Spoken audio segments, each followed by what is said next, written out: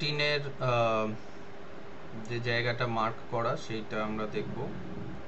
আশা করি তোমরা বাংলা যে ইয়েটা দিচ্ছে সাথী, সেইটা তোমরা পড়ছো, বা সঙ্গে সঙ্গে মানে ইংরাজির সঙ্গে সঙ্গে এটাও পড়বে, যাতে ব্যাপারটা বুঝতে সুবিধে হয়, কি হচ্ছে না হচ্ছে সেগুলো বুঝতে সুবিধে হয়। এবং সাথী বিশাল একটা ভালো কাজ করে দিচ্ছে তোমাদের জন্য, সেইটা তোমাদেরকে ধন্যবাদ জানানো উচিত, পারলে একটা ট্রিটও দেওয়া উচিত, কারণ ও সবাইকে দিয়ে দিচ্ছে যাতে সবাই একসঙ্গে পড়তে পারে।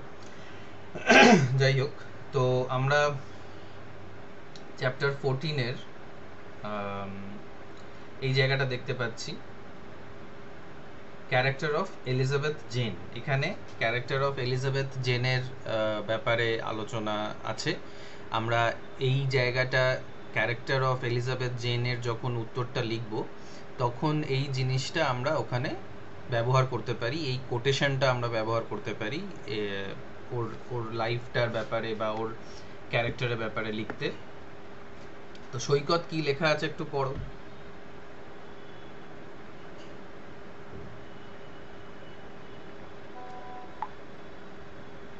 The reasonableness of almost everything that Elizabeth did was nowhere more conspicuous than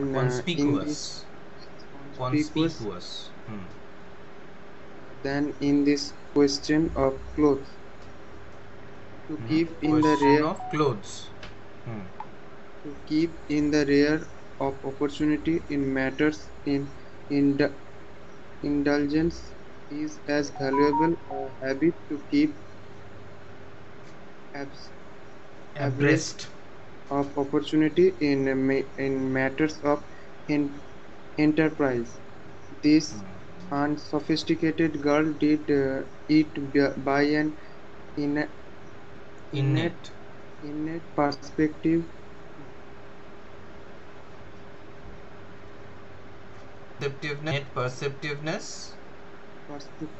that was almost genius. তো এইখানে আমাদের ব্যাপারে এলিজাবেথের ব্যাপারে জানতে পারছি যে the reasonableness of almost everything that Elizabeth did were nowhere more conspicuous than in this question of clothes. তো মানুষের অনেক সময় মানুষের যে ইভ্যালুয়েশনটা হয়, যে মানুষটা কেমন, কি ভালো খারাপ ইত্যাদি, সেটা অনেক ক্ষেত্রে দেখা যাচ্ছে যে তার কি ধরনের জামা কাপড় সে পরেছে সেইটার উপরে ডিপেন্ড করে। মানে অনেকে জামা কাপড়ের মাধ্যম দিয়ে এটা দেখানোর চেষ্টা করে বা এটা বোঝানোর চেষ্টা করে যে সে মানুষটা কেমন টাইপের বা তার চরিত্রটা কেমন। তো সেইটা আমরা দেখতে পাচ্ছি এলিজাবেথের মধ্যেও। এলিজাবেথ নিজের কিছু পরিবর্তন করেছে, কিছু পরিবর্তন হয়েছে এলিজাবেথের মধ্যে, এবং সেই পরিবর্তনগুলো কি সেগুলো আমরা এখানে ও যে ধরনের জামা কাপড়গুলো পরছে সেইটা দিয়ে বুঝতে পারছি। ঠিক আছে, এটাতে একটা কথা আমরা বলতে পারি যে ওর জামা কাপড় যেটা সেটা হচ্ছে ওর ক্যারেক্টার বা ওর বিহেভিয়ারের মার্কার। এই মার্কার বলে যে কথাটা, সেটা বারবার আমাদের সামনে উঠে আসবে। তো মার্কার এই মানে বারবার উঠে আসবে বলতে মেয়র অফ ক্যাস্টারব্রিজের ক্ষেত্রেই শুধু নয়, মার্কার যখন আমরা বলি তখন আমরা মানে লিটারেচারের ভাষায়, লিটারেচারে তো একটা ভাষা হয়, মানে লিটারারি অ্যানালিসিসের একটা ভাষা হয়। তো সেই ভাষার হিসেবে মার্কার মানে হচ্ছে চিহ্নিত করা বা চিহ্ন। মার্কার দিয়ে, মার্কার মানেটা হচ্ছে যে কিছু একটা জিনিসকে কেউ একজন চিহ্নিত করছে। তো এই এই জামা কাপড়গুলো বা এই যে জামা কাপড়গুলো পরেছে, সেই জামা কাপড়গুলো হচ্ছে তার চরিত্রের তার তার বিশেষ কিছু অ্যাট্রিবিউটসের একটা পরিচয়, ঠিক আছে? To keep in the rear of opportunity in matters of intelligence is as valuable a habit as to keep abreast of opportunity in matters of enterprise. Rear বলতে rear মানে হচ্ছে পেছনে, the rear of opportunity in matters of indulgence. তো এটা একটা হ্যাবিটের মতন আর কি, একটা হ্যাবিটের ব্যাপারে এখানে বলা হচ্ছে।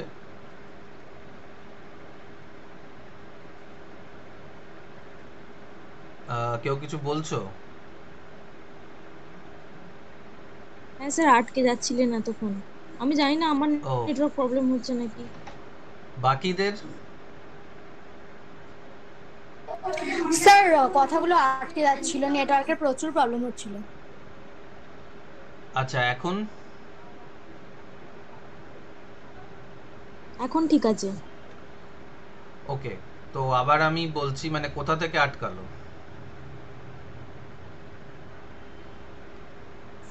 ওই জামা কাপড়ের ব্যাপারটা আরেকবার রিপিট করুন। হ্যাঁ, মানে আমি বলতে চাইছি যে মানুষের জামা কাপড়ের পরার ধরন বা মানুষ কি ধরনের জামা কাপড় চুজ করছে, সেটা দিয়ে অনেক সময় মানুষটা নিজেই নিজের চরিত্রটা দেখায় বা নিজেই নিজের চরিত্রটাকে দেখানোর চেষ্টা করে, সেটা কনসিয়াসলি বা আনকনসিয়াসলি। এইটা মানে আমি যে শব্দটা ব্যবহার করলাম সেটা হচ্ছে মার্কার, মানে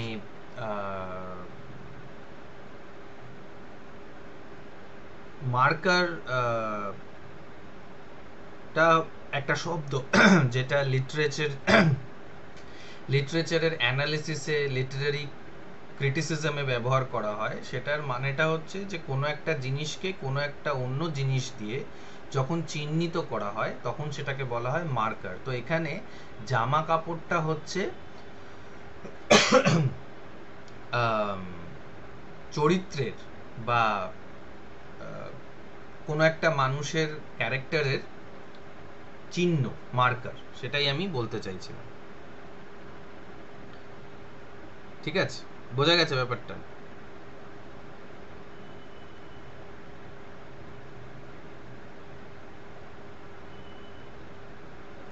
হ্যাঁ স্যার। হ্যাঁ, ওকে। তো নেক্সট যে জায়গাটা সেটা হচ্ছে যে to keep in the rear of opportunity. Rear বলতে পেছনে, তো অপরচুনিটির পেছনে ইন ম্যাটার্স অফ ইন্টালিজেন্স, মানে অপরচুনিটি পেলে, চান্স পেলে যখন আমরা কোনো একটা জিনিসে ইন্ডালজ করতে পারি, কোনো একটা জিনিসে আমরা মানে নিজেকে একটু ছাড় দিতে পারি। ইন্ডালজেন্স বলতে এখানে কোনো একটা জিনিসে নিজেকে ছাড় দেওয়া। যেমন ধরো আমরা অনেক সময় খাওয়াতে ইন্ডালজ করি, কোনো একটা জিনিস যেটা আমাদের ভালো লাগছে খেতে, তো সেইটাকে আমরা বলতে পারি যে we are indulging in our food habits, বা we are indulging in our gastronomic delicacies, এরকম আমরা একটা বলতে পারি। ঠিক আছে, তো এখানে এলিজাবেথ একটা অপরচুনিটি পেয়েছে নিজেকে বেটার করার। অপরচুনিটিটা কি সাথী? কি অপরচুনিটি পেয়েছে? হ্যাঁ, আরেকবার বলুন। এলিজাবেথ এখানে কি অপরচুনিটি পেয়েছে?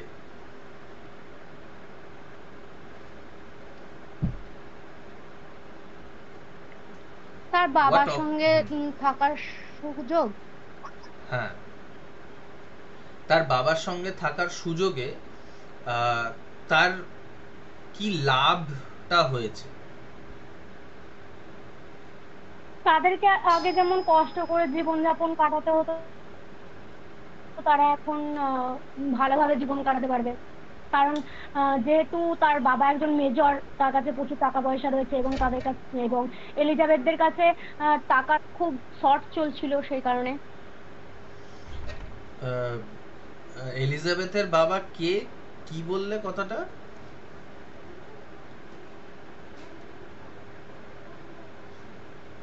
হ্যালো? হ্যাঁ স্যার বলুন। হ্যাঁ, শব্দটা কি ব্যবহার করলে যে এলিজাবেথের বাবা কি? একজন মেজর ছিল, এই major? Sorry sorry mayor mayor. হ্যাঁ, মেয়র। তো না তার স্যার, কাছে স্যার মেয়র হবে, হ্যাঁ, ওটা মেয়র হবে, আমি মেজর বলে ফেলেছি। হ্যাঁ মেয়র। তো মেয়র হওয়ার সঙ্গে সঙ্গে সে একজন বিজনেসম্যানও, এবং এই বিজনেসম্যান হওয়া বা মেয়র হওয়ার জন্য তার কাছে কিন্তু টাকা আছে। তো এতদিন এলিজাবেথের অবস্থা খারাপ ছিল। এলিজাবেথ এবং সুজান দুজনেই দরিদ্র ছিল। স্পেশালি নিউসনের মারা যাওয়ার পরে নিউসনকে তারা মানে ছেড়ে দিয়ে এসছে, বা নিউসন হারিয়ে গেছে, নিউসনকে আর পাওয়া যাচ্ছে না। তো সেটার জন্য তারা দরিদ্র হয়ে গেছিল। এখানেও আমরা একটা ডেপিকশন অফ সোসাইটি পাচ্ছি। সৈকত, এখানে কি ডেপিকশন অফ সোসাইটি রয়েছে?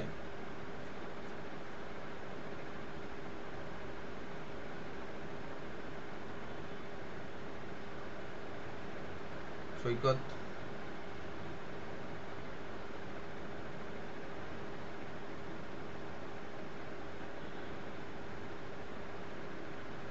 কি জানতে পারছি আমরা সোসাইটির ব্যাপারে?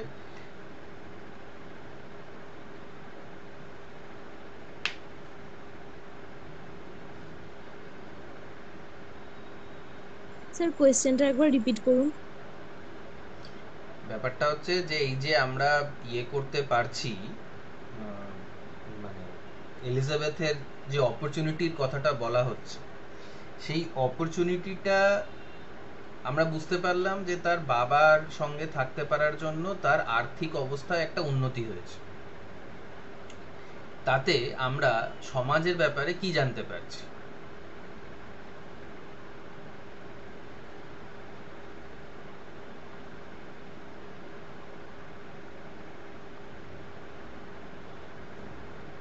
কিছু জানতে পারছি কি আদৌ? মানে তখনকার দিনের মেয়েরা পুরুষের ওপর নির্ভর করতো বেশি, অবলা হুম, টাইপের ছিল, তারা নিজেরা যে স্বাধীন হয়ে বাইরে ইনকাম করবে সেই জিনিসটা ভাবতে পারতো না। রাইট।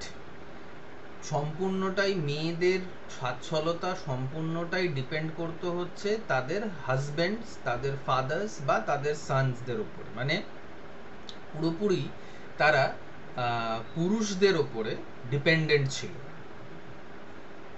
তাদের নিজেদের কোনো সত্তা ছিল না, তাদের নিজেদের কোনো কোনো কোনো ইকোনমিক ফাইন্যান্সিয়াল কোনো সত্তা ছিল না, কোনো ধরনের কোনো তাদের সে ছিল না যে কোনো জিনিসে। এবার আবার চলে আসছি এলিজাবেথের এই জায়গাটাতে, যে এলিজাবেথের যে একটা অপরচুনিটি পেয়েছে, সেই অপরচুনিটিটাতে এটাও মাথায় রেখেছে যে বেশি যেন সে বা অতটাই যেন ইন্ডালজ করে, অতটাই যেন পাটাকে ছড়ায় যতটা চাদরটা ওকে পারমিট করবে। আশা করি তোমরা এই লোকোক্তিটা জানো, বা এই প্রবাদ বাক্যটা জানো, যে পা অতটাই ছড়ানো উচিত যতটা চাদরটা তোমার আছে। চাদরের থেকে বেশি পা বাড়িয়ে দিলে তখন পায়ে ঠান্ডা লাগবে, বা অনেক সময় আমরা এটা মনে করি যে ভূতেও এসে কামড় দিতে পারে ইত্যাদি। তো এলিজাবেথ কিন্তু ইন্ডালজেন্স করছে, জামা কাপড় কিনছে, কিন্তু এটাও জানে যে অপরচুনিটিটা কতটা আছে। মানে ওর বাবা ওর সঙ্গে বা ওর বাবার সঙ্গে একদম ছোটবেলা থেকে কিন্তু ছিল না, তাই জন্য ওর বাবা ওকে কতটা ইন্ডালজ করবে, কতটা দেবে কিনে জামা কাপড়ের ক্ষেত্রে দেখতে গেলে, সেটা কিন্তু ও শিওর নয়। অপরচুনিটি আছে মানেই সেটাকে খুব বাজেভাবে ব্যবহার যারা করে তারা পরে পস্তায়। এই যে ধরো মানে আমাদের কাছে অনেক রকমের অপরচুনিটি আসে, যেখানে আমাদের সততা, যেখানে আমাদের পাংচুয়ালিটি, বা যেখানে আমাদের মানসিকতার একটা পরীক্ষা হয়। যে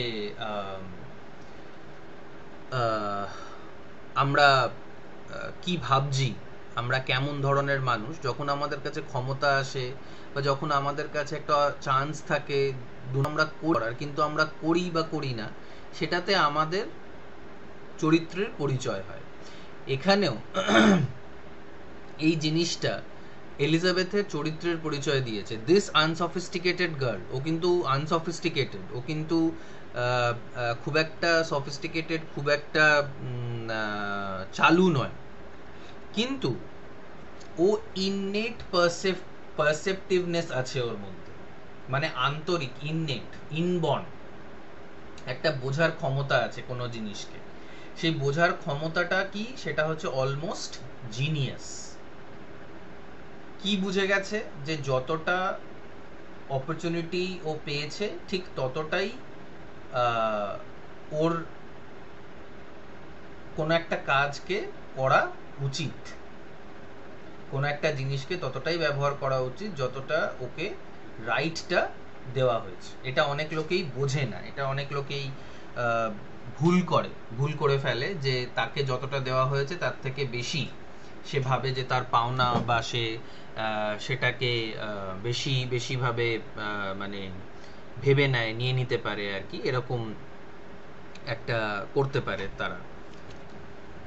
তো এই ক্ষেত্রে এলিজাবেথের ক্যারেক্টারের ব্যাপারে আমরা এই জিনিসটা বুঝতে পারছি। ওকে, নেক্সট।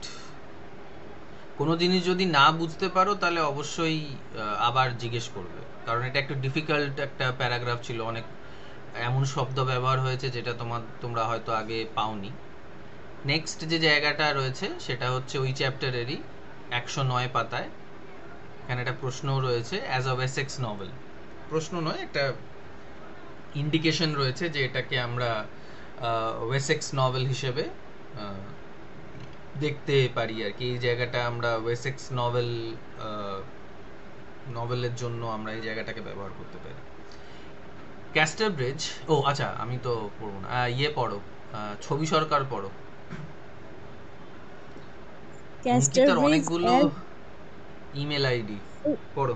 হ্যাঁ, ওইটা আমার, ওই দেবপ্রিয়া সরকারটা আমার, এটা ঠাম্মার। ঠাম্মার নামেও খুলে রেখেছো? হ্যাঁ। আচ্ছা ঠিক আছে, পড়ো। Casterbridge, as has been hinted, was a place deposited তো এটা ডিপোজিটেড, হ্যাঁ,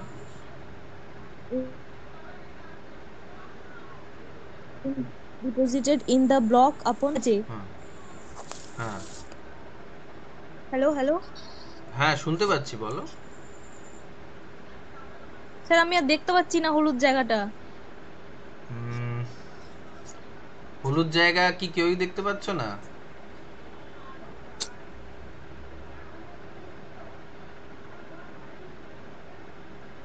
কেউই দেখতে পাচ্ছ না কি হলুদ জায়গাটা? বা যে দেখতে পাচ্ছ সে বলতে পারো।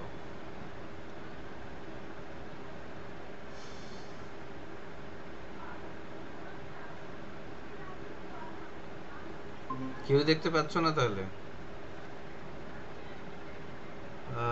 দাঁড়াও, কি হচ্ছে। স্যার, এবার পাচ্ছি। হ্যাঁ ওকে, তাহলে হয়তো নেটওয়ার্কের কিছু সমস্যা ছিল। হ্যাঁ পড়ো। ডিপোজিটেড বললে,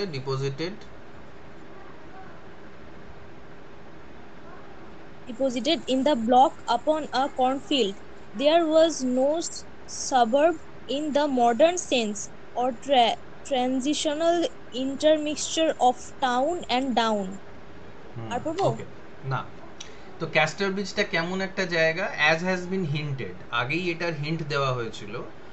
এমন একটা জায়গা, ডিপোজিটেড ইন দ্য ব্লক আপন আ কর্নফিল্ড, অনেক বড় একটা কর্নফিল্ড, ভুট্টার মাঠ, যেখানে ভুট্টা চাষ হয়, সেই ভুট্টা চাষের মাঝে এই ক্যাস্টারব্রিজ বলে গ্রামটা। দেয়ার ওয়াজ নো সাবার্ব। সাবার্ব মানে হচ্ছে মফিউজ, যেটাকে আমরা মফস্বল বলি আর কি, যেটা না গ্রাম না শহর। হ্যাঁ, তো সেটা, ওখানে কোনো সাবার্ব ছিল না, মানে ওখানে কোনো নতুন কোনো মডার্ন জায়গা বা কোনো গ্রাম্য এলাকা এরকম কোনো সময় কিছু ছিল না। or transitional intermixture of town and down, down বলতে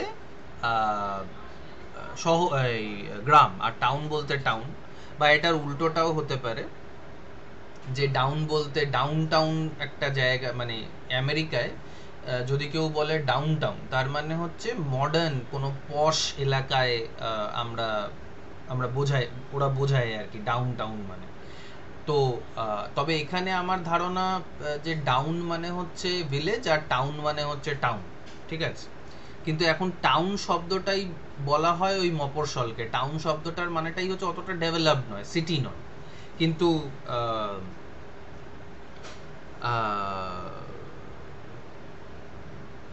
মানে এখানে বলতে চাইছে যে এটা কোনো মিক্সচার নয়, এটা এমন একটা জায়গা নয় যেটা মডার্নাইজ হচ্ছে, এটা কমপ্লিটলি একটা মাঠের মধ্যে অবস্থিত একটা ভিলেজ, এছাড়া এটা কিছুই নয়, ঠিক আছে। তাতে আমরা বুঝলাম যে এটা ওয়েসেক্স নভেল, এই জায়গাটা আমরা বলবো যে ওয়েসেক্স নভেলের প্রেক্ষাপটটা, পটভূমিটা সবসময় এটাই হয়। ওকে, নেক্সট সাথী পড়ো এই জায়গাটা, এখানে একটা কোয়েশ্চেনও আছে, এটা পেজ নাম্বার 112, ওই চ্যাপ্টারেরই। You are anxious to get back to Scotland, I suppose, Mr. Farfrae? She inquired. Oh no. Inquired. No, Miss Newson. Why would উচ্চারণটা দেখে নাও। She inquired. Inquired. কি হবে? She inquired. হ্যাঁ, Inquired, ঠিক আছে। হুম Inquired. Okay. Oh continue. no, Miss Newson, why would I be? I only suppose you might be from the song you sang at the Three Mariners about Scotland and home. I mean, which you seem to feel so deep down in your heart, so that we all felt for you. তো এইখানে দুটো প্রশ্ন হয়তো, বা একটা প্রশ্ন এখানে রয়েছে, যে দুটো প্রশ্ন রয়েছে। একটা প্রশ্ন হচ্ছে নেম অফ দ্য ইন, ইনের নামটা কি? ইন বলতে এখানে একটা হোটেল, ধাবা এরকম আর কি। তো ইনের নামটা হচ্ছে থ্রি মেরিনার্স, এই যে এখানে দেওয়া রয়েছে সেটা। আর why did Elizabeth think that Mr. Farfrae is anxious to return to Scotland? তোমাদের কেন মনে হয় যে এলিজাবেথ এই যে কথাটা বলছে যে you are anxious to get back to Scotland, I suppose, Mr. Farfrae, সেই কথাটাও কেন বলছে? কারণ ও এই যে গানটা করেছে, মানে ফারফ্রে একটা গান করেছে এই হোটেলটায় বা এই রেস্টুরেন্টটায়।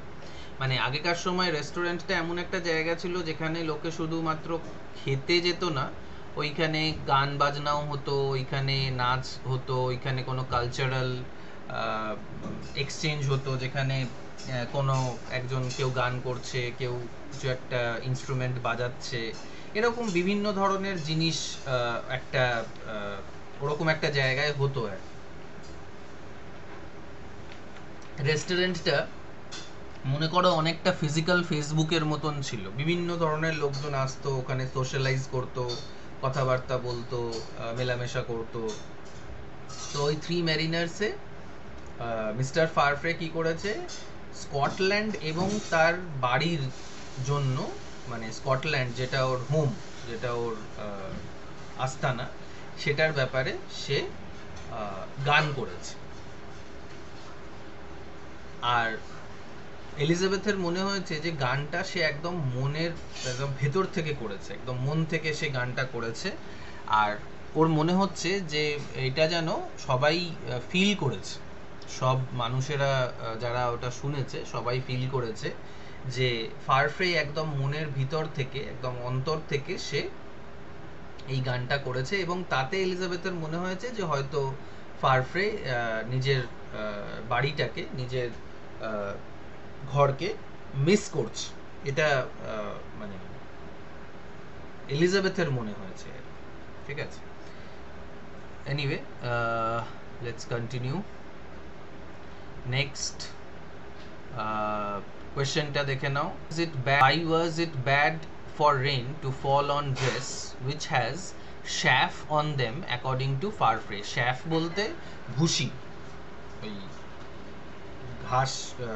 ঘাসের যে ভুসিটা হয়, যেটা ওই গরু ছাগলে খায়, সেই ভুসিটাকে শ্যাফ বলা হয়। আর একটা জিনিসও শ্যাফ, সেটা হচ্ছে ওই বীজ, মানে হাস্ক যেটা হয়, ধানের যে স্কিনটা, কি বলে ওটাকে তোমরা লোকালি কি বলো আমি জানি না,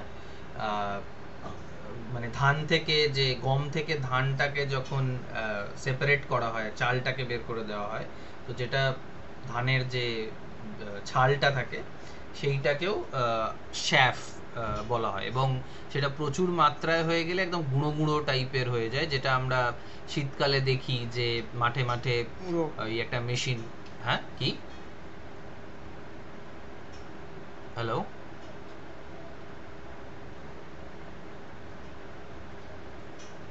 সৈকত কিছু বলছো? হ্যাঁ স্যার, ওটাকে কুঁড়ো বলে। কুঁড়ো, ওকে, কুঁড়ো। হ্যাঁ, তো কুঁড়োটা কেন খারাপ, মানে কুঁড়ো অলরেডি গায়ে লেগে থাকলে যদি বৃষ্টি পড়ে তাহলে সেটা কেন খারাপ, মানে ফারফ্রে এই জিনিসটা ইয়েকে বলছে, মানে এলিজাবেথকে বলছে আর কি, ঠিক আছে। why was it bad for rain to fall on dress which has chaff on them according to Farfrae? তো এইখানে আমরা উত্তরটা পাবো। ফাতেমা, পড়ো।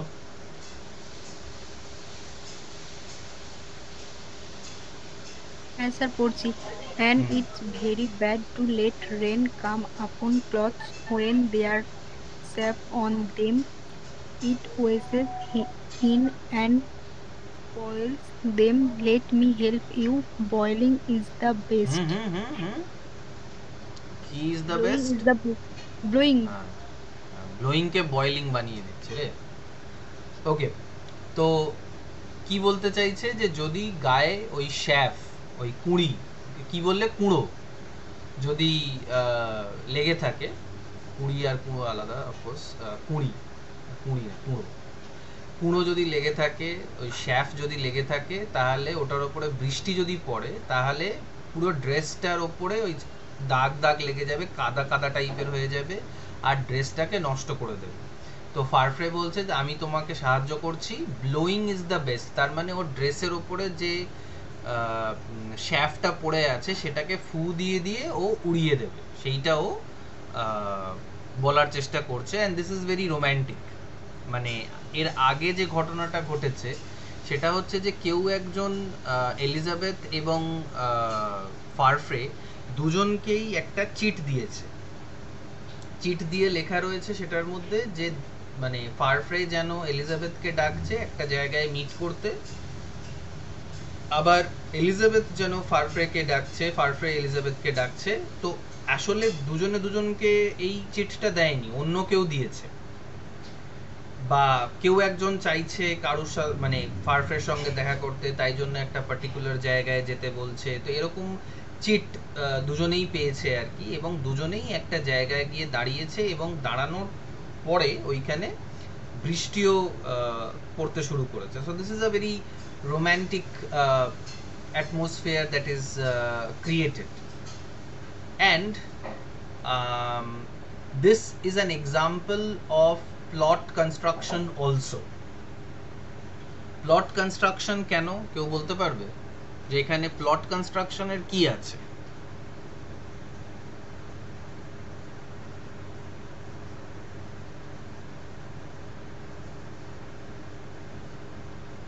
মানে স্যার একটু বুঝিয়ে বলুন।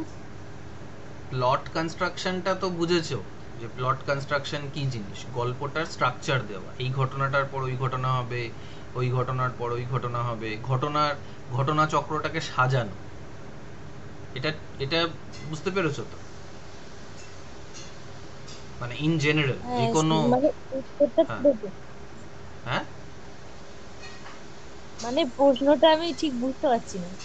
প্রশ্নটা হচ্ছে যে আমি বললাম এরা ফারফ্রে আর এলিজাবেথ এরা দুজনে একটা জায়গায় এসে দাঁড়িয়েছে বা দুজনে এসে একটা জায়গায় জড়ো হয়েছে। এবার এই জড়ো হওয়ার পেছনে যে ঘটনাটা সেটা হচ্ছে এটা যে কেউ একজন ওদের দুজনকেই চিট দিয়েছে, একটা ছোট চিরকুট দিয়েছে। মানে এক সময় এই ছোট ছোট চিরকুট দিয়ে প্রেম হতো মানুষের মধ্যে। এখন যেমন হোয়াটসঅ্যাপ মেসেজেসে হয়, আগেকার সময় সেটা চিরকুট দিয়ে হতো। ছোট একটা কাগজের টুকরোতে আই লাভ ইউ লিখে কেউ কাউকে দিয়ে দিল, বোঝা গেল না কে কাকে আই লাভ ইউ বলছে যতক্ষণ না কেউ হ্যান্ডরাইটিংটা বুঝতে পারে। এনিওয়ে, তো দুজনেই এই চিরকুটটা পেয়েছে। ফারফ্রের জন্য লেখা রয়েছে যে ফারফ্রের সাথে কেউ দেখা করতে চায়, অমুক জায়গায় আসতে বলা হয়েছে ফারফ্রেকে। আবার এলিজাবেথও একটা চিরকুট পেয়েছে যেখানে এটা লেখা রয়েছে যে তার সাথে কেউ দেখা করতে চায়, তাই জন্য অমুক জায়গায় আসো। এবার ব্যাপারটা বুঝলে কি হয়েছে? এবার প্রশ্নটা আমার হচ্ছে যে এই যে ঘটনা ঘটলো, এটা প্লট কনস্ট্রাকশনের একটা ফিচার। এখানে আমরা একটা প্লট কনস্ট্রাকশনের ব্যাপার দেখতে পাচ্ছি। সেই ব্যাপারটা কি?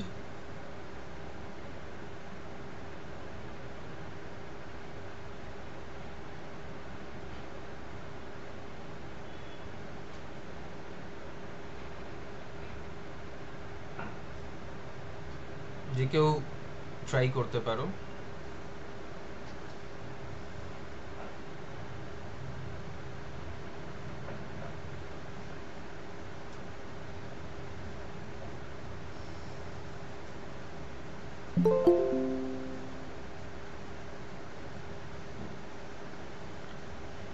আচ্ছা, তোমাদের জানা নেই ক্লাসটা কটা থেকে? ফাতেমা আর পল্লবী?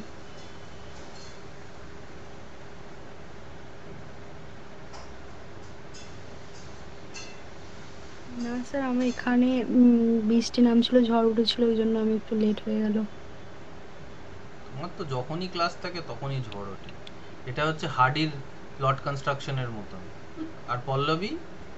না স্যার, ঝড় উঠেছে, কারেন্ট নেই, একটু দেখতে পাওয়া যায়নি, জয়েন হতে দেরি হলো, এই কারেন্ট এলো।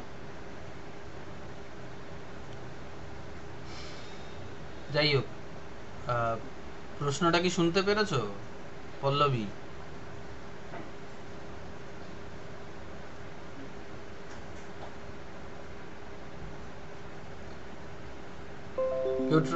কেউ ট্রাই করবে কি যে এখানে প্লট কনস্ট্রাকশনের কি ব্যাপার বোঝা যাচ্ছে? স্যার হয়তো ফারফ্রে আর এলিজাবেথ দুজনে হয়তো প্রেমের সম্পর্কে জড়াতে পারে, সেই কারণে এখানে প্লটটা ইউজ করা হয়েছে। হ্যাঁ, সেটা তো আমরা বুঝতেই পারছি যে ওরা মানে এরকম ধরনের এই যে ঝড় বৃষ্টি যে হয়েছে, পল্লবী এবং ফাতেমা যেটা বলছে যে ঝড় বৃষ্টি উঠলে প্রেম প্রেম একটা ভাব আসে। আমি জানি না তোমাদের আসে কিনা, আমার আসে মাঝে মধ্যে। তো বা অন্য মানুষজনের আসে।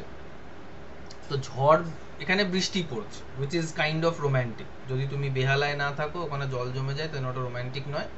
কিন্তু তুমি যদি অন্য কোনো জায়গায় থাকো যেখানে জল জমছে না, তো বৃষ্টিটা আমাদের সাধারণত রোম্যান্টিক বলে লাগে। তো এটা রোম্যান্টিক একটা এনভায়রনমেন্ট রয়েছে, ঠিক আছে। কিন্তু এদের যে দেখা করার মানে এদের একে অপরের সাথে একটা অন্য জায়গা, একটা এমন একটা জায়গায় দেখা করার কথা ছিল না যেখানে কেউ নেই, ঠিক আছে। আমরা এই জায়গাটা এখানে দেখতে পাবো। তো কথা হচ্ছে হেনশার্ডের ব্যাপারে।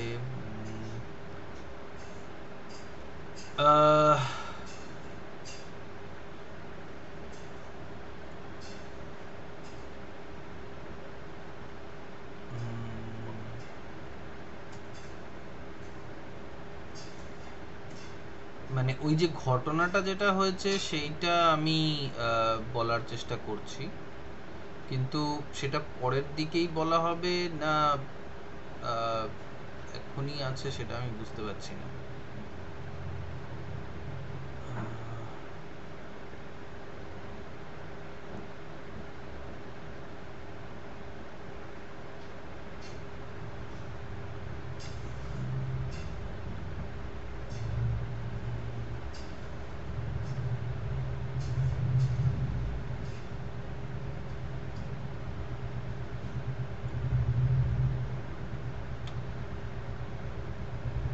যাই হোক, এটা পরবর্তীকালে এইখানে যেটা বলা থাকবে সেখানে আমরা বুঝতে পারবো যে ঘটনাটা কি হয়েছে, কেন ওরা এসে দেখা করছে।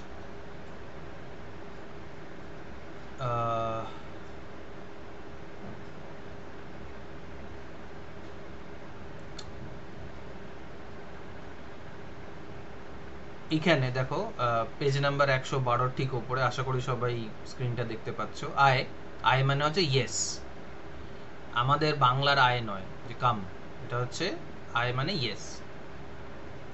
Then Miss Newson, ye mane you, had better say nothing about this hoax and take no heed of it, and if the person should say anything to you, be civil to him or her as if you did not mind, so you will take the clever person's laugh away. এই hoax, এই যে হোক্সের যে ব্যাপারটাও বলছে, এই হোক্সটা কি সেটা আমি তোমাদেরকে বললাম যে ওদেরকে কেউ একজন একটা চিঠি দিয়েছে, একটা চিট দিয়েছে যে অমুক জায়গায় অমুক লোক তোমার সাথে দেখা করতে চাইছে, অমুক জায়গায় চলে এসো, ঠিক আছে। আর তারা বোকার মতন চলেও গেছে। যাই হোক, মানে এখানে বোকার মতন চলে যাওয়ার ব্যাপারটা অন্য অন্য হয়ে যাবে, বাট এখানে প্লট কনস্ট্রাকশনের কথা হচ্ছে। প্লট কনস্ট্রাকশনটা আমি তোমাদের যখন প্লট কনস্ট্রাকশনের ব্যাপারে বলছিলাম, আমি জানি না তোমাদের একটা সাজেশন ছিল কি প্লট কনস্ট্রাকশনের ওপরে, মানে কোয়েশ্চেন ছিল কি?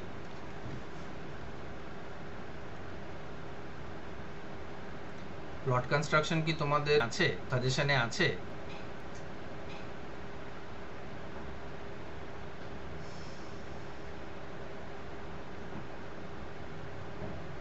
দেখছি স্যার। দেখো,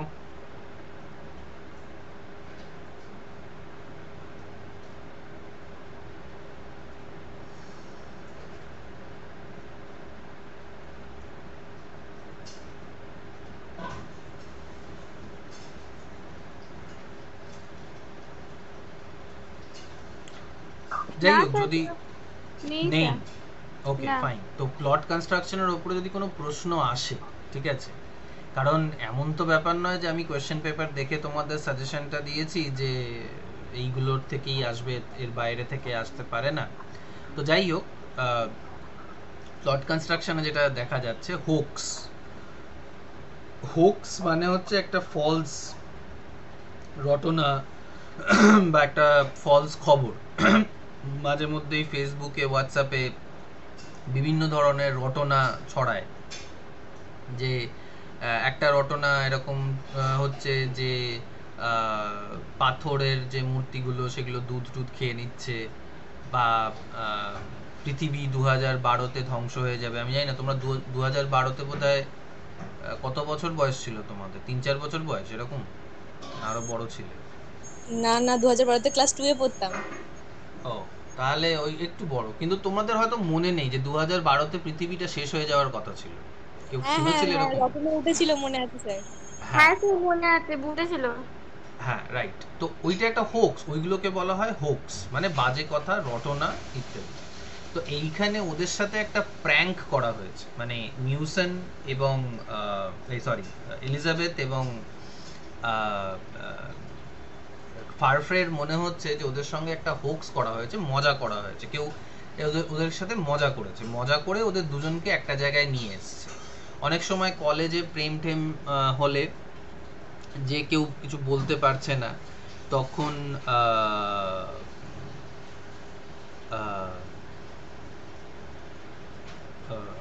তো তার বন্ধুরা অনেক সময় এরকম ধরনের কাজ করে, মানে একে তার কথা বলে দেয়, তাকে ওর কথা বলে দেয়, বা দুজনকে একটা জায়গায় নিয়ে আসার চেষ্টা করে, বা যদি দেখে যে দুজনে একটা জায়গায় রয়েছে, তুমি 3 নম্বর কেউ, তো আমরা ওখান থেকে সরে যাই যাতে ওরা দুজনে কথা বলতে পারে।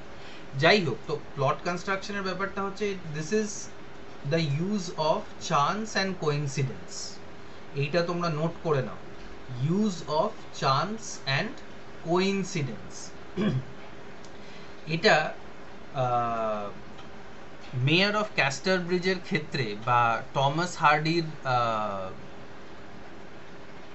টমাস হার্ডির নভেলসের ক্ষেত্রে এটা একটা দাগ, এটা একটা প্রবলেম, মানে অনেক ক্রিটিক্সরা বলে, অনেক সমালোচকরা বলে যে এটা একটা প্রবলেম। কেন প্রবলেম? চান্স অ্যান্ড কোইন্সিডেন্স মানে কি? মানে ভাগ্যের জোরে, বাই চান্স আমরা বলি না, কোইন্সিডেন্টালি মানে হঠাৎ করে কোনো একটা জিনিস ঘটে যাও, সেটার উপরে ভিত্তি করে কোনো লেখা খুব একটা ভালো নাকি হয় না, মানে জোর করে মিলিয়ে দেওয়ার মতো। যেমন বলিউড সিনেমায় হয় যে একটা হিরো 25টা গুন্ডাকে পিটিয়ে দিচ্ছে, তারপরে সে জানতে পেরে যাচ্ছে যে ঠিক অমুক জায়গাতেই হিরোইনকে ধরে রেখেছে, তারপরে সে ঠিক জায়গায় ঠিক সময় পৌঁছে যাচ্ছে যেখানে হিরোইনকে উত্ত্যক্ত করার জন্য ভিলেনরা এসছে বা গুন্ডারা এসছে, তো সেইখানে হিরো পৌঁছে যাচ্ছে আর সে ভিলেনদেরকে তাড়িয়ে দিচ্ছে।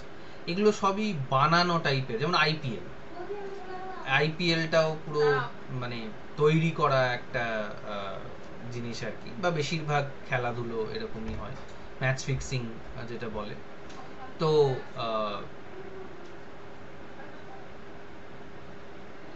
হার্ডির যে নভেলটা, হার্ডি যেভাবে নভেলটার প্লটটাকে কনস্ট্রাক্ট করেছে, স্ট্রাকচারটাকে তৈরি করেছে, সেখানে ফারফ্রে আর এলিজাবেথের মিটিং এর কোনো জায়গা ছিল না,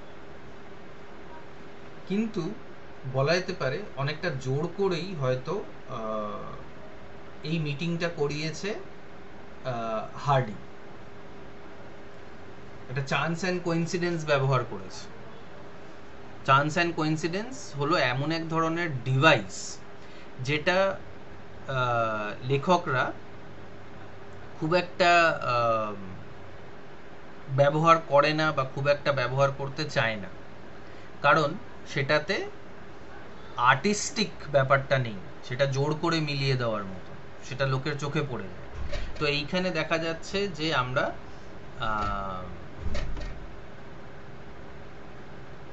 এই ফারফ্রে আর এলিজাবেথের মিটিং এর মধ্যে ওই chance, use of chance and coincidence, এই জিনিসটা আমরা দেখতে পাচ্ছি। ঠিক আছে, ব্যাপারটা বোঝা গেছে যে কেন এই জায়গাটাকে চান্স অ্যান্ড কোইন্সিডেন্সের ব্যাপারে বলছিলাম। এবং হ্যাঁ, এখানে আর একটাও ব্যাপার হচ্ছে, সেটা হচ্ছে যে তারা একে অপরে মানে ফারফ্রে এই কথাটা বলছে যে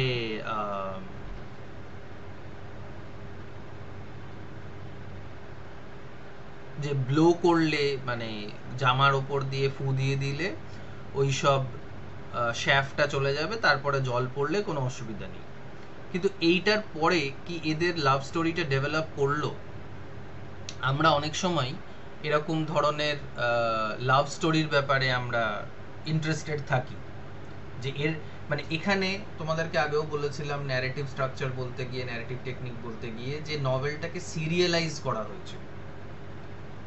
সিরিয়ালাইজ মানে হচ্ছে যে একসাথে পুরো নভেলটা চলে আসেনি, একটু একটু করে এসছে।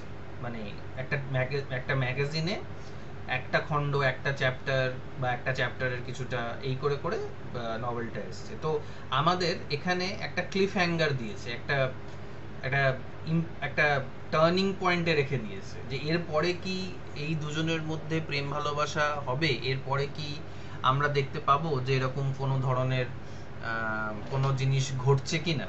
আর আমরা সবাই পছন্দ করি প্রেমের গল্প দেখতে। তো এখানে আমরা সেই জিনিসটাকে নিয়েই এগোবো। ওকে, চ্যাপ্টার 14 শেষ, চ্যাপ্টার 15 এ আছে। চ্যাপ্টার 15 এর যে জায়গাটা মার্ক করা রয়েছে সেইটা পল্লবী পড়ো। The truth is that she was but a poor illustrative instance of the prophet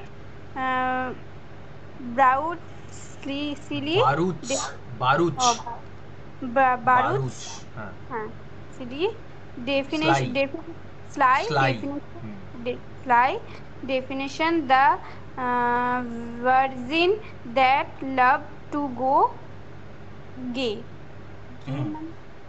গে মানে ওই গে নয়, হোমোসেক্সুয়াল নয়, গে বলতে এখানে হচ্ছে হাসি খুশি, হ্যাপি।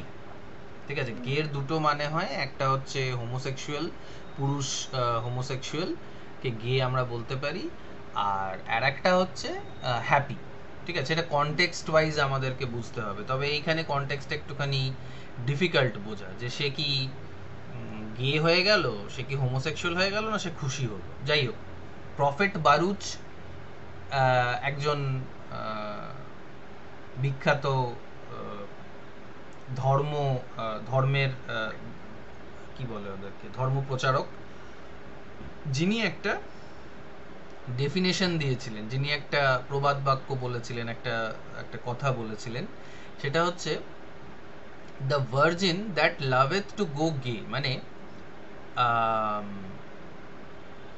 এলিজাবেথের যে এখন অবস্থাটা, এলিজাবেথকে ডাইরেক্টলি ফারফ্রে কিন্তু লাভ প্রপোজাল দেয়নি, কিন্তু এলিজাবেথের সাথে ফারফ্রের যে কথোপকথনটা সেদিন হয়েছিল, সেটার ভিত্তিতে ওর হয়তো মনের মধ্যে সেই প্রেমটা জেগেছে। অনেক সময় আমরা কোনো মানুষকে এমন কিছু একটা কথা বলি যেটাতে অপর মানুষের মনে হয় যে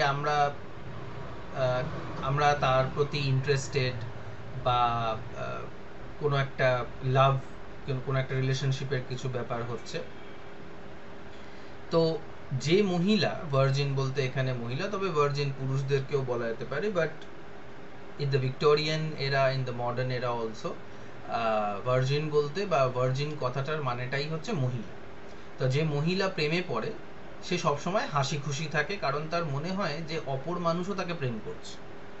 তো তোমাদের মধ্যে যারা ছ্যাঁকা খেয়েছো তারা জানো এটা, যে কোনো একজন মানুষের কথা শুনে তোমরা বেশি নাচতে শুরু করলে, যে হ্যাঁ সে আমাকে প্রেম করছে, আমার সাথে আমাকে ভালোবাসছে, কিন্তু তারপরে পরে দেখা গেল যে সেই জিনিসটা হলো না। সে তোমাকে বন্ধু হিসেবে দেখে, বা মানে সেই চোখে তোমাকে কোনোদিনও দেখেনি, জাস্ট ফ্রেন্ড, এরকম ধরনের কথাগুলো আমরা শুনতে পাই। কি সৈকত, এরকম হয়েছে তোমার সাথে?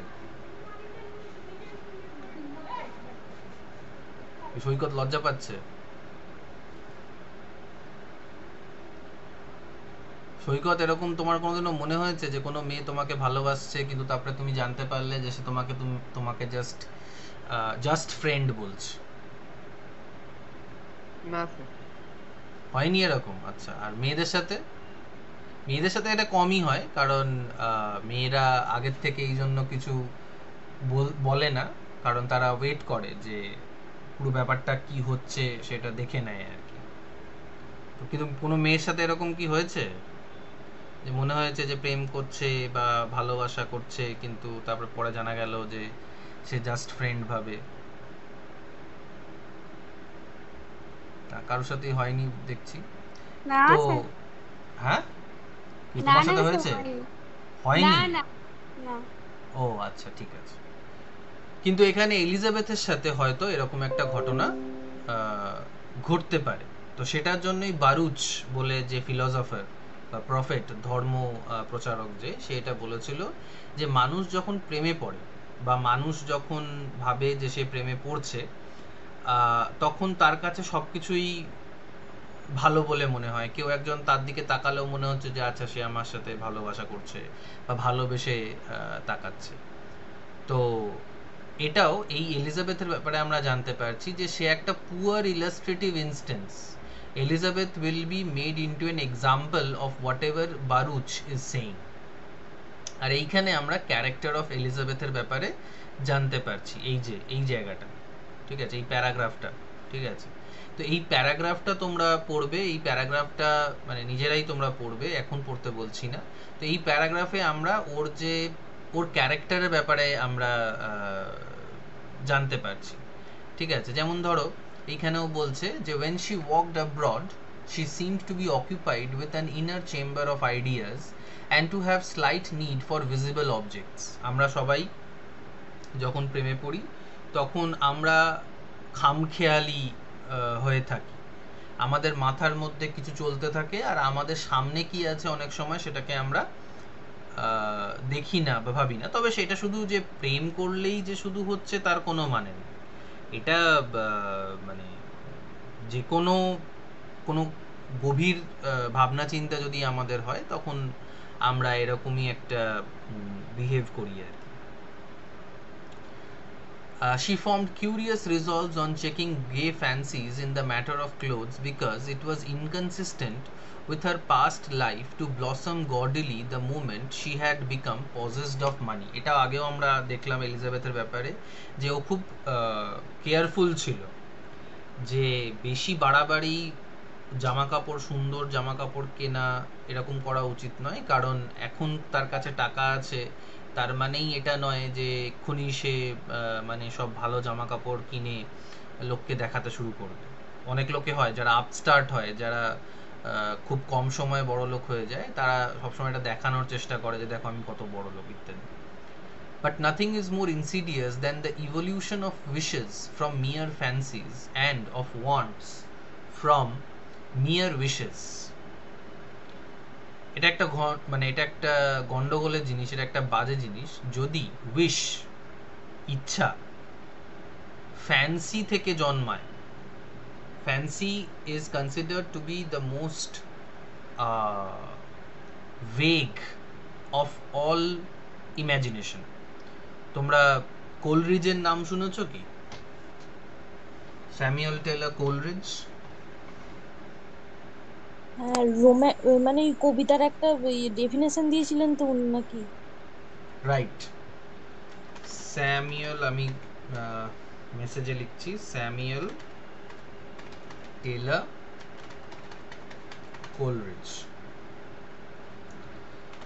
স্যামুয়েল টেলর কোলরিজ রোম্যান্টিক পোয়েট্রির একটা ডেফিনেশন দিয়েছিলেন, বা পোয়েট্রির ডেফিনেশন দিয়েছিলেন, best words put in best order. That is the definition of poetry according to Coleridge. যাই হোক, তো কোলরিজ কি যেন বলতে যাচ্ছিলাম এখানে, হ্যাঁ, ফ্যান্সির ব্যাপারে এই মানে তোমরা যদি 4 বছরের পরের কথাও বলছি না আমি, মানে তোমরা যতক্ষণ ইয়েতে আছো, এই 4 বছরে আছো, সেখানেও কোলরিজের এই কনসেপ্টটা বারবার উঠে আসবে, এবং তোমরা যত এরকম ধরনের কনসেপ্টের ব্যাপারে জানবে ততই তোমাদের লেখা, তোমাদের বোঝা উন্নত হবে। তো কোলরিজ বলছে মেন্টাল ফ্যাকাল্টি দুটো ধরনের হয়, একটা হচ্ছে ইমাজিনেশন আর একটা হচ্ছে ফ্যান্সি। তফাৎ কি? ইমাজিনেশন হচ্ছে তোমার এমন একটা জিনিস যেখানে তোমার কাছে কিছু একটা রিয়েল অবজেক্ট থাকে, সেটা থেকে একটা তুমি ক্রিয়েটিভিটি করো, কোনো একটা জিনিসকে তৈরি করো, কবিতা লেখা যেমন একটা জিনিসকে তৈরি করা। কিন্তু ফ্যান্সি মানে হচ্ছে দিবালোকে স্বপ্ন দেখা, যেটার কোনো বেসিস নেই, যেটার কোনো ফ্যাক্ট নেই, যেটার কোনো রিয়েলিটি সম্ভব নয়। ধরো আমরা এটা ইম্যাজিন করতে পারি যে যদি আমি তোমাদেরকে এখন বলি যে 5 বছর পরে তুমি নিজেকে কোথায় দেখছো, তো তুমি একটা ইম্যাজিন করবে যে হ্যাঁ আমি 4 বছর ইংলিশ অনার্স পড়বো, তারপরে আমি 1 বছরের জন্য মাস্টার্স করব, বা আমি 4 বছরের পরে আমি ডাইরেক্ট পিএইচডি করতে যাব। এগুলো ইম্যাজিন করতে পারো তোমরা, তাই তো? কিন্তু যদি তুমি হঠাৎ করে এটা বলো যে 5 বছর পরে আমি নিজেকে বিল গেটসের জায়গায় দেখছি।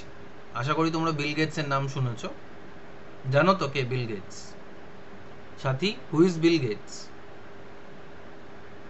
যে গেটে বিল দেয়।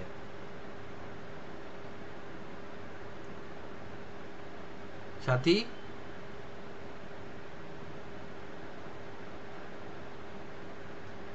সৈকত, যারা জানো তারা মেসেজে হ্যাঁ বা না লেখো, মানে হ্যাঁ লেখো। Who is Bill Gates? নামটা শুনেছো কি?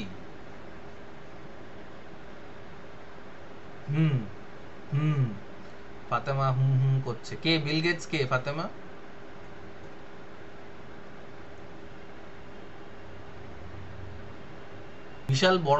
বিশাল বড় লোক একজন ব্যক্তি, মাইক্রোসফটের মালিক, হ্যাঁ, CEO of right. I don't think he is still the CEO, আর উনি বোধহয় সিইও নেই, উনি রিজাইন করেছেন, উনি জাস্ট ফিলান্থ্রপির কাজে এখন মশগুল হয়েছেন। But yes, I mean he is the founder, মানে উনি তৈরি করেছিলেন বলা যেতে পারে উইন্ডোজ কোম্পানিটা। বিশাল বড় লোক, মানে দুনিয়ার সব থেকে বড় লোক মানুষদের মধ্যে উনি একজন। তো আমরা এটা যদি বলি যে আমি 5 বছর পরে নিজেকে বিল গেটসের জায়গায় দেখছি, সেটা ফ্যান্সি হয়ে যাবে, এটা কোনো বেসিস নেই, যেটার কোনো মানে যেটা হওয়াটা অসম্ভব টাইপের কোনো একটা জিনিস। হ্যাঁ, হতেই পারে, ধরো কিছু একটা হলো যে তুমি অনেক টাকা কোনোভাবে পেলে বা তৈরি বানালে, বিজনেস করলে, what ever, that can happen, but to think like this is completely fanciful. তাই জন্যই কোলরিজ বলেছিলেন যে ইমাজিনেশন ইজ ক্রিয়েটিভ, ইমাজিনেশন দিয়ে অনেক কিছু ক্রিয়েট করা যেতে পারে, তৈরি করা যেতে পারে, কিন্তু ফ্যান্সি দিয়ে কোনো জিনিসই তৈরি হয় না, ফ্যান্সি ইজ বেসলেস। তো এক্ষেত্রে দেখা যাচ্ছে যে এলিজাবেথেরও কিন্তু উইশ তৈরি হচ্ছে, ইচ্ছা তৈরি হচ্ছে, কিসের ওপরে? ফ্যান্সির ওপরে। ফ্যান্সি তার তৈরি হচ্ছে, ফ্যান্সি সে মানে ইমাজিন করছে আর কি, যেটা উইদাউট এনি বেসিস ইমাজিনেশন করছে। তো ফ্যান্সি হতে পারে, আর অ্যান্ড অফ ওয়ান্টস ফ্রম মিয়ার উইশেস। তাহলে দেখো এখানে ফ্যান্সি থেকে উইশ, উইশ থেকে ওয়ান্ট, ইচ্ছা থেকে চাহিদা। এটাও একটা ডেঞ্জারাস জিনিস। আমরা কোনো বেসিস ছাড়া যখন এরকম ধরনের কাণ্ড কারখানাগুলো করতে থাকি, তখন কিন্তু আমাদের নিজেদের লাইফেই কিছু কিছু প্রবলেমস চলে আসে। ওকে, তো এলিজাবেথের ক্ষেত্রেও দেখা যাচ্ছে যে এরকম একটা ঘটনা এলিজাবেথের সাথে হতে চলেছে। ঠিক আছে, আজকে তাহলে এত দূর অবধি থাক, কারণ আমার মনে হয় যে এই চ্যাপ্টারটা জাস্ট শুরু হয়েছে। আমি জানি না এই চ্যাপ্টারে আর কোনো মার্ক করা কিছু আছে কিনা। আছে। তো আমরা এই জায়গাটাতেই স্টপ করব। অ্যাকচুয়ালি এটা তো মানে ওই প্যারাগ্রাফটা তোমরা পড়বে, এবং ওই প্যারাগ্রাফে আমরা এলিজাবেথের ক্যারেক্টারের ব্যাপারে আমরা জানতে পারছিলাম, কিন্তু এই জায়গাটা দিয়ে আমরা নেক্সট শুরু করব। এটা তাহলে কত নম্বর চ্যাপ্টার? 15 নম্বর। 15। হ্যাঁ, 15-এর আমরা শুরু করব নেক্সট দিন, পেজ নাম্বার 120 থেকে। ঠিক আছে, তোমরা এটাকে স্ক্রিনশট করে রাখতে পারো বা মনে রাখতে পারো। আচ্ছা, তোমাদের যদি কোনো প্রশ্ন থাকে তাহলে বলো।